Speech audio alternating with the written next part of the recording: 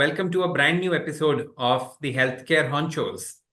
My name is Anish Khadia, and I'll be your host for today. Today, we'll deep dive into the ins and outs of this ever-evolving, high-stakes industry. At Etelite, we've been fortunate to work with locum staffing agencies of all sizes, helping them streamline their travel and logistics for the locum providers. Over the last few years, the locum tenens market has been growing at an incredible pace. And it's no surprise that new agencies are entering the game. But the big question is, how do you thrive in such a competitive space?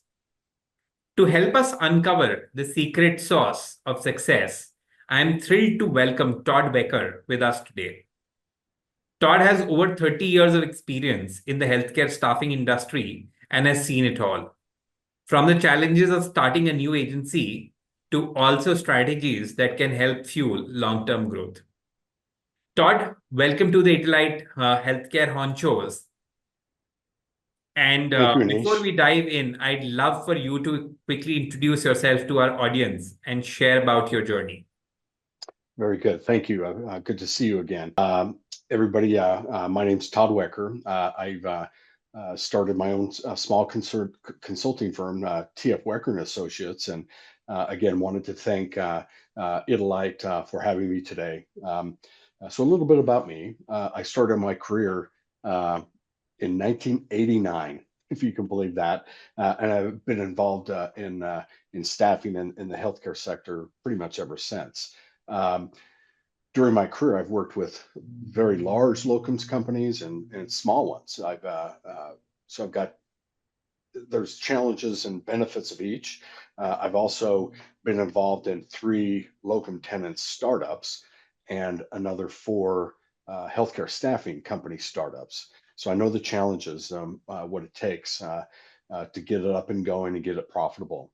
That said, having done both sides, travel nursing, allied healthcare staffing, and locum tenens, I decided to start a firm that consults companies how to either launch a locums standalone or add that to their service offering if they've already got allied and travel nursing.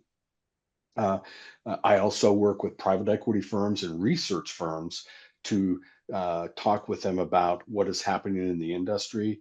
The good news is private equity firms are just incredibly interested in healthcare staffing right now. They're like a sponge, are trying to absorb what we do, how we do it, what the future is, and that's always a good thing because when private equity firms are looking very interested in our company, they believe that we've got a great future. And that's what I work with on the other side when I'm not working with companies to do locums. I do a little bit of international work. I've done consulting work for companies in India, the United Kingdom, Australia, Canada, and I'm currently working with a very large consulting firm in Japan. And so that's a little bit about me, Anish. That is excellent, and thank you for sharing, extensively about your journey. I can tell you, I was in middle school, when you began your career. So I'm Thank you. sure our audience is going to enjoy hearing from you because you've seen this industry evolve through decades. Let's unpack with my first question, Todd. As you mentioned, there is an explosion of interest in the healthcare staffing space, particularly the locum staffing agency space. There are more agencies that are coming in, and there are agencies that are growing rapidly. In your view, what's really driving this shift? A good question. 3 or 4 things. The first one is the driving of the locums is quite frankly the downturn in the travel nursing industry. In healthcare staffing, travel nursing was always 50% or more of the overall business in healthcare staffing. And in the last couple of years, we've seen a significant downturn in demand. And some companies, I do keep in touch with some of the privately held companies, attend their earnings conferences, read their financials, their 10Ks. And some of the bigger companies in our industry are down anywhere between 25 and 40% versus last year and what they're used to. So most companies are looking for different sources of revenue to cushion that. Now, side note, travel nursing will come back. We're starting to see some of that, but that's one of the drivers. The other driver is profitability. We're all in this. You've got to make money. You've got to be profitable to keep your business up and running. And in the travel nursing world, sometimes the gross profit per hour, the margins are somewhere in the neighborhood of anywhere from 16 to 22% is where most everything would fall. In locums, though, those numbers are anywhere from $50 an hour to $150 an hour or more. So, in a nutshell, for every 4 nurses you place, you only have to place 1 doctor to get the same amount of gross margin. So that's part of the other reason. And then really the third reason is I do a lot of conversations with the research companies, and then they package that information up and use it for for their customers or whatnot. But the future looks incredibly bright for locums. I did some research for a company, and they finally came out with the final version, and in the next 5 to 10 years, again, travel nursing will recover, but it appears from all the research that locums will be the leader in the 3 pillars in healthcare staffing, which is allied health, nursing, and physician or locums staffing. So that's the good news for locums is it looks like we won't be second anymore to travel nursing. It looks like our growth numbers are going to be the best in the healthcare staffing industry. Wow, that's impressive. I can tell our audience that today, all of the data I've looked at, travel nursing is significantly larger compared to the locum space. Now, what Todd just told us, the fact that locum staffing will become the largest pillar in this healthcare staffing space is quite interesting. And to do that in a 5 to 10 year time frame, right? That's really rapid. Yeah, Now, these facts are really fascinating, Todd. Tell us a little bit about the demand side of this equation, right? Ultimately, these locums are staffed by hospitals, and hospitals are increasingly relying on the locum providers. Why do you sure. think that's happening? Well, another good question, Anish. I think there's one thing about locums that is very, very much different from the rest of the industry. And it's something that not a lot of people think about. It really makes a lot of sense, but here's why locums has always been in demand and is going to grow much faster. And that is locum tenens for a hospital generates revenue. And you may sound, oh, geez, what do you mean? Nurses are great. Love nurses, love therapists, but when they go into a hospital, it costs the hospital money.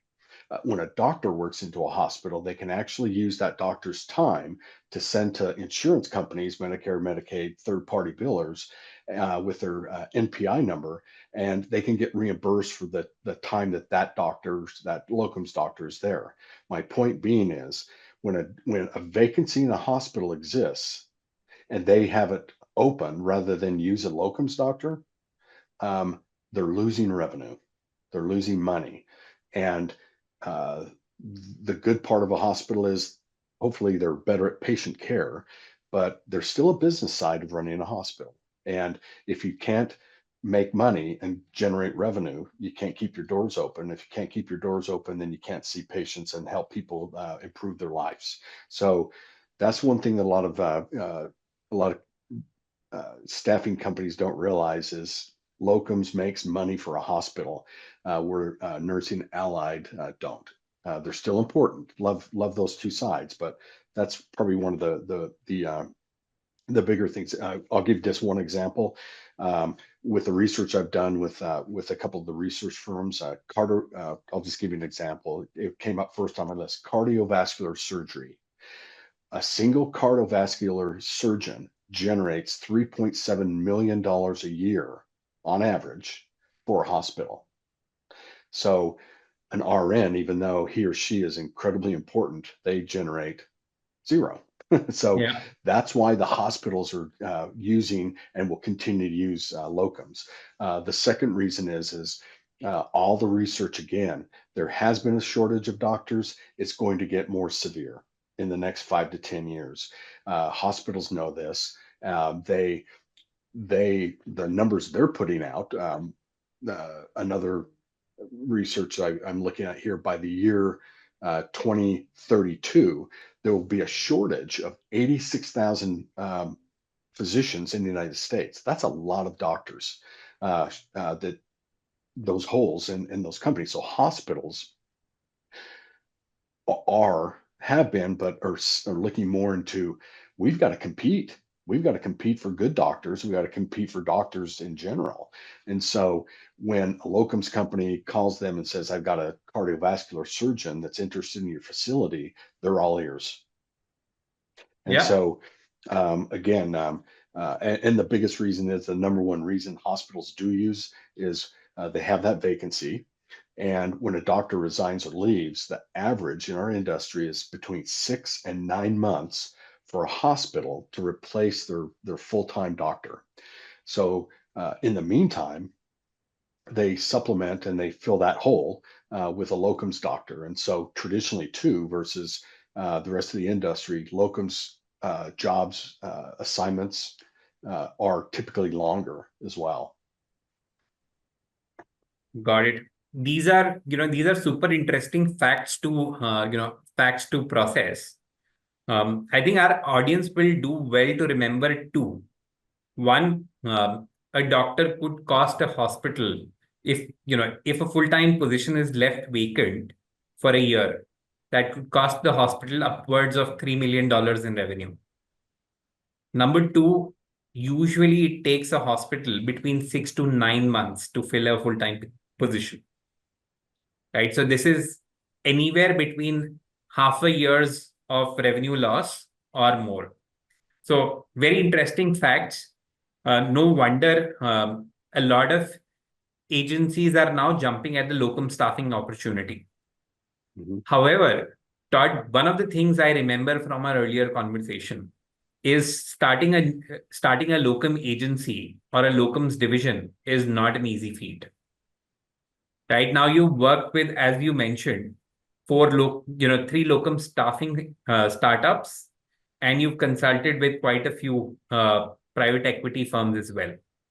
In your view, what are the biggest challenges you've seen some of the early stage agencies face when they are starting or scaling?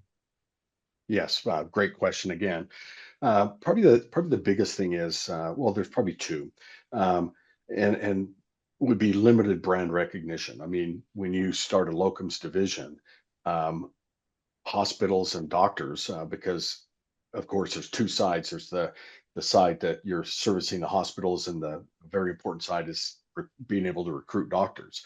And if you don't have a brand recognition, your name is not out there, or it has the word nursing in the title.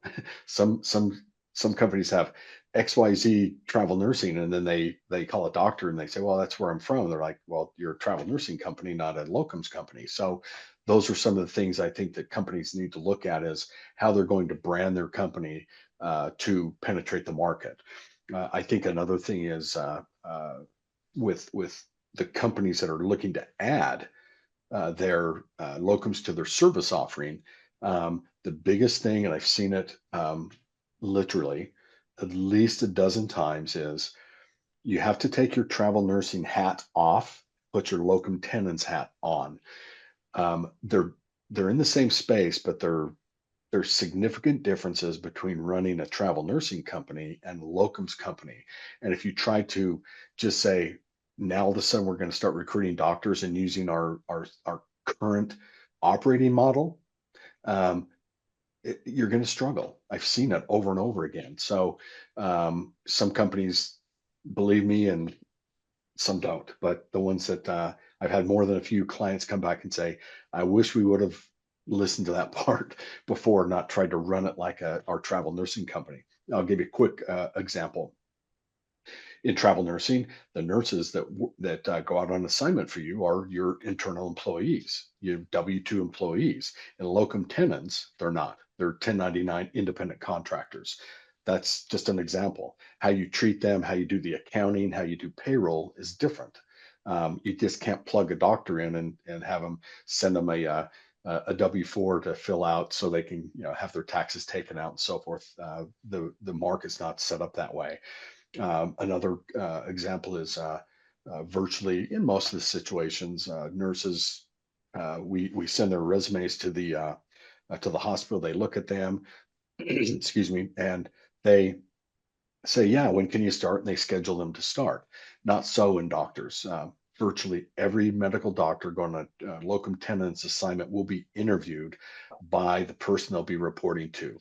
Medical director, department, let's say the head of surgery, and or somebody or the board of directors, and that doesn't happen in nursing. So, and then for that to happen, that there's privileges that are issued to a doctor. Nurses can start within a couple of days. Theoretically, doctors have to go through a screening process and then get sent to the board of directors for final approval, and the board will issue what's called temporary hospital privileges so that doctor can practice in their facility. That's very much different. So there's a little bit of a learning curve to that. So I think the one other thing that's a hurdle, Anish, is the recruiting side. Recruiting is going to get more difficult and more difficult for the hospitals and locum tenens companies. There's with the limited number of doctors out there that are getting worse and worse, you're going to have to be a good recruiting company. You're going to have to know the terminologies. You can't, I think it's a mistake to pick up the phone and call and get a doctor on the phone and say, hey, you want to go on a travel assignment? They think that's awkward or strange. It's, hi doctor, I've got a locums assignment. Let me tell you about it. Do you have a few minutes? And having to knowing the terminology is very important. And knowing how to speak to a doctor, what their language communication style is. And then the last thing is financing. In some companies that I instruct and coach, don't realize the differences in bill rates and pay rates. For instance, they might be paying a nurse $65 an hour to go on an assignment, and they can cover that payroll 40 hours. That's great. But sometimes they're a little bit surprised when we're paying a doctor anywhere from 250 to some like neurosurgeons, $800 an hour. And the question is I always put out there is, how are you going to finance the additional payroll?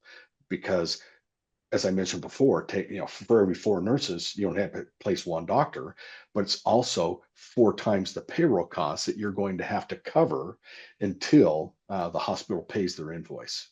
So that's another hurdle that most companies don't see. Got it. Very, very interesting ones. One of the ones that I want to unpack, right, is the brand recognition challenge you spoke about. Right now, agencies that are coming over from travel nursing, sure, right? There is some bit of baggage when it comes to travel nursing that they need to address. But have you also seen staffing agencies that were not historically very active in the healthcare space or in the healthcare industry also look at this space?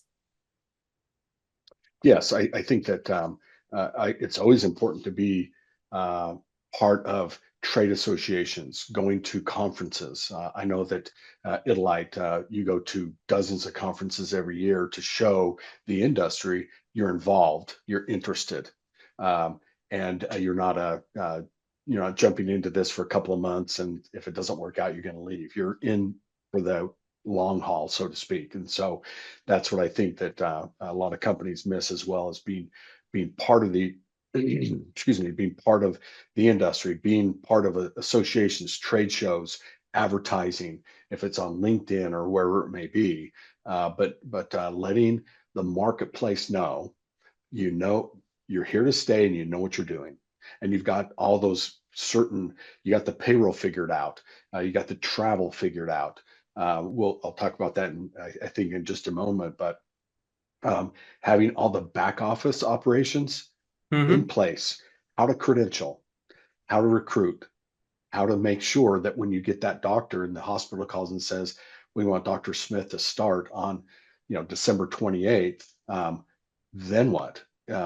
You've got to be prepared. You've got to have a travel platform or travel philosophy set up so there's no mistakes. Newsflash, doctors will not put up with screwed up travel plans. They won't. So that's that's what attracted me to your company is once I saw the demo, it is your platform is rock solid and it makes companies just takes one more thing off their plate. So Yep. and there's no mistakes. It's very hard to make a mistake with using your platform, and then you can focus on other more important things like making sure that all the credentialing, the licensing, and stuff is done. So that's again what attracted me to your company. Thank you for mentioning that, Todd. And this brings me to a very interesting point. We've spoken about the challenges. You also started talking about the solutions, right? In your view, what are some of the most critical tools or systems you would recommend, an agency that's entering the locum staffing space to use to streamline their operations and set themselves up for success? Yeah, I think that of course the one of the big buzzwords in all businesses now, especially staffing, is using technology. Um, the to be quite honest, when I first started my first locums company, I picked up the phone and worked with a travel agency, and we'd go back and forth all the time and so forth. And so those most travel agencies are gone now, but that's how they used to be around. Use the technology that exists, AI, ATSs, the applicant tracking systems. We still use those in locums. There's actually, as you know, Anish, there's companies out there that have ATS platforms specifically and only for locums. Now there's some Yeah. that are broader out there that do allied nursing as well as locums all in one. But use the technology. It can help you streamline and keep records and tracking and so forth. And then again, using the processes, build a process internally in your company that makes smooth communication between the provider, the doctor, and the hospital. And again, as I mentioned, traditionally, when it comes to travel, uh, setting up and making sure your account managers understand how locums works. In other words, when you take a job order in travel nursing, you never say, what budget do you have for airfare, housing, and rental car? But you have to ask that question because then when you go on to do their travel, you know you can't go past a certain amount. So you've got to ask those questions and then use the technology to fill in the blanks. So these are great points. And I think you touched upon a very critical aspect of setting up a locum agency. Doctors do not want to book travel, and they definitely do not want to spend their time planning, how to get to the hospital or where to stay. So that's an important part of what the agency must do. And yet this information should flow seamlessly to the doctor, but also to the hospital. Um, Now, some of the other challenges you had mentioned earlier in our conversation was also related to things like credentialing and getting going with that. So, again, in terms of solutions, right? If you were to look at the entire, locum staffing operation as an agency, what are some of the other tools or systems you think the agency must invest in if they have to, be successful in the locums business, aside from the Sure. travel system? Perfect. Yeah, a couple of things is just like in any any industry, you've got to understand the market enough and offer competitive rates. Uh, Really, the number one reason that doctors work locums assignments is money. They want to earn extra money. Number two is they want to see different operating models in different hospitals. So you've got to understand and have to know what is a competitive rate for a hospitalist or an emergency medicine doctor. Without that, if you get a doctor on the phone and offer them $100 an hour less than the market rate, they're probably going to hang up and you probably won't hear from them again. So that's one important aspect. Uh, Geographic preference. Um, Many doctors, for instance, right now in the month of December or January, the winter months, if you were to call a doctor and say, an assignment in a very high level facility in the state of Florida, um, they're gonna talk to you because that's a desired geographic location. In the summertime, it's easier to get doctors to go to, say, Montana. They can fish, or Alaska. Alaska in the summertime is the number one destination for locums doctors. They love going to Alaska in the summertime. So target your sales team to um, make sure you've got geographic locations, and then one more that's a little bit different than that, and that is the type of facility. Um, One thing that you'll see on the CVs, that doctors, they're not resumes in our world. Doctors want you to use the term CV rather than resume. But on doctors' resumes, when you get that, you'll notice that they actually put the name of the facility on their CV that they've Mm-hmm. worked at, and that's by design. Doctors want people to know where they've worked.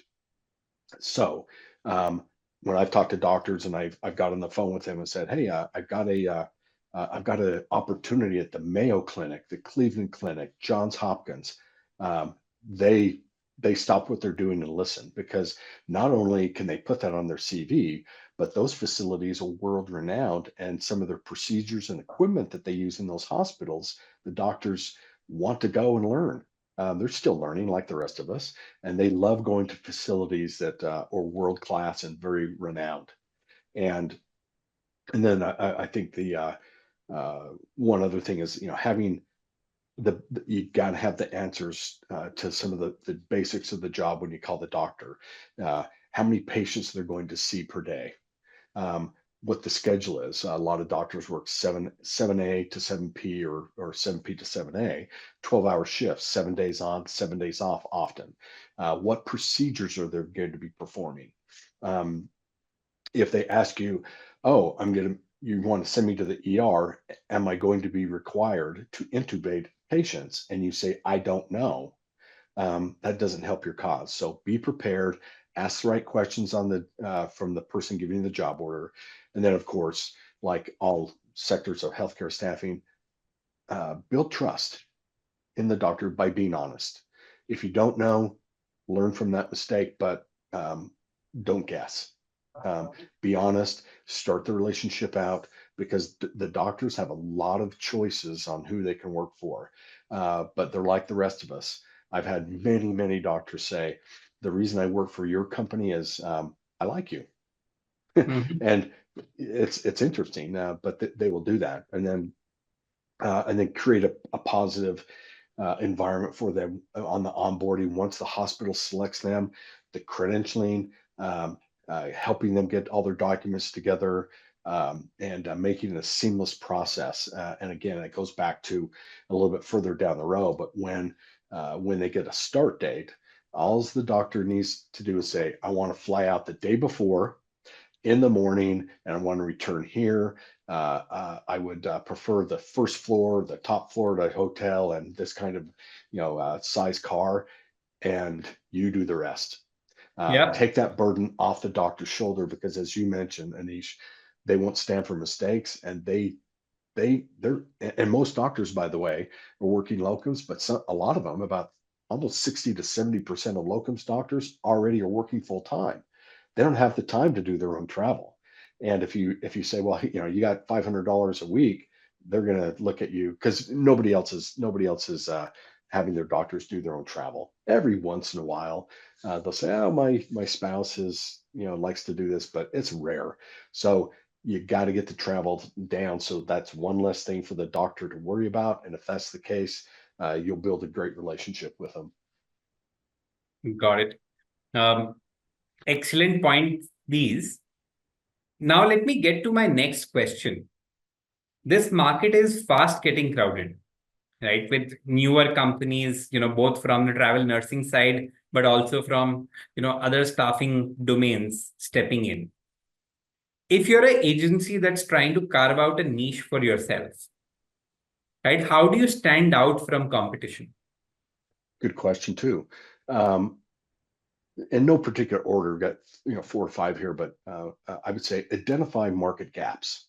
The locums industry is not nearly as full as the travel nursing. It seems like travel nursing the last 5 years, there's company I used to know everybody in the travel nursing industry. Now there's companies I never even heard of, and there's different levels of professionalism and so forth. But e- even in locums, there's market gaps that people aren't filling. I talked to a person a couple of days ago that only does rural healthcare hospitals, small hospitals out in the middle of the country, North Dakota, South Dakota, very rural areas, and that's all they do.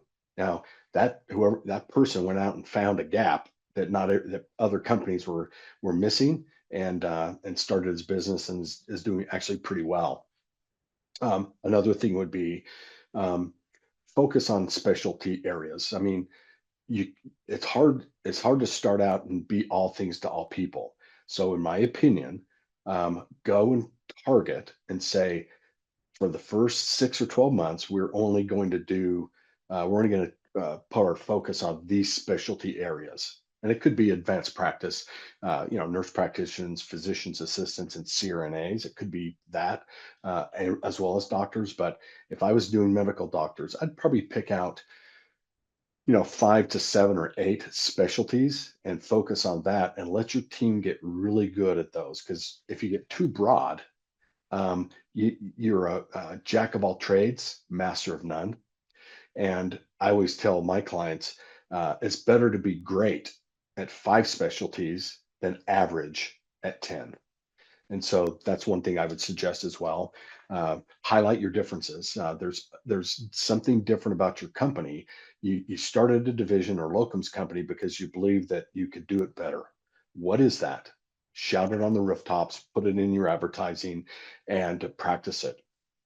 We also talked a little bit about collaborate with niche associations. There's a number of companies out there I know that we're both um, associated with NALTO, the National Yeah. Association of Locum Tenens Organizations. A lot of good information from them. It's a great organization, and we attend some of their meetings. And then focus on provider satisfaction. Hospitals are great; they're paying our invoices, but who recruits is going to win in the next 5 to 10 years. Because if you have the doctors, the hospitals will listen to you or sometimes even come to you. And and then, of course, creating tailored recruiting campaigns. Ask yourself the question: where are doctors hanging out online? Mm-hmm. Um, it's not Facebook. There's associations, and target that, advertise, join, get on, respond to questions, talk to doctors, connect with them. And so there's a lot of associations on social media that you can do that. And then I think that the last thing in this is, really monitor and refine your approach. Um, you've been open for 3 months, take a step back and look how you've done. Have you hit your goals? You're never Don't wait until you think you're perfect. You're always going to be getting better and better. Learn from your mistakes and continue to grow. One of my favorite sayings is from Mark Twain.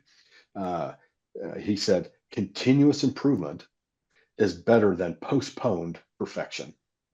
think about how true that is. So rather than waiting till you're perfect and you got everything in place, get going, start, learn from your mistakes, and just continue to improve as you go along. Eventually, you'll look back and say, look how much better we were now than 2 years ago. So those are some of the things that that I'd suggest. Well, Todd, I couldn't have, neither you or I could have termed it better. Mark Twain probably got it just right. Continued improvement over postponed perfection.